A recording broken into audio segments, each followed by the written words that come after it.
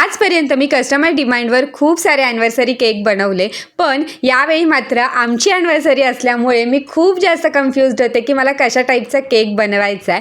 पण मला एक गोष्ट सुचली आणि त्याच्यातून इतका सुंदर असा केक होईल असं मला पण वाटलं नव्हतं. लास्ट इयर मी हा वाला केक बनवला होता ज्याच्यावरती मी रोजेसचा यूज केला होता, पण यावेळी मला रोज पेटल्स लागणार होते साईड डेकोरेशनसाठी आणि त्यासाठी मी इथे मिनी रोजेसचा यूज केला, कारण की मिनी रोजेसचे पेटल्स खूप छान होतात आणि ते दिसायला सुद्धा छान दिसतात.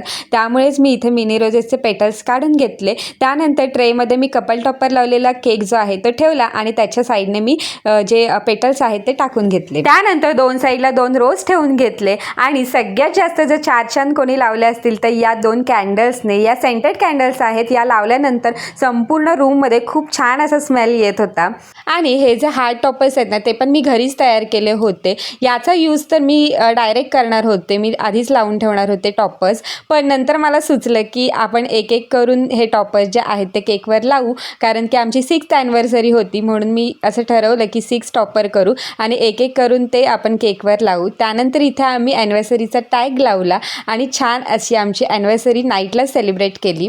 आणि नेक्स्ट डे मात्र मी इथे डिनरसाठी रेडी झाले होते. डिनरसाठी आम्ही बाहेरच गेलो होतो, पण बाहेर इतका पाऊस पडत होता. पण 6 वर्षापूर्वी याच भर पावसामध्ये आम्ही लग्न केलं होतं, त्यामुळे आमच्यासाठी पाऊस काही नवीन नाही. तर चला, हा व्हिडिओ तुम्हाला कसा वाटला खाली नक्की कमेंट करून सांगा. भेटूया पुढच्या व्हिडिओमध्ये, तोपर्यंत बाय बाय.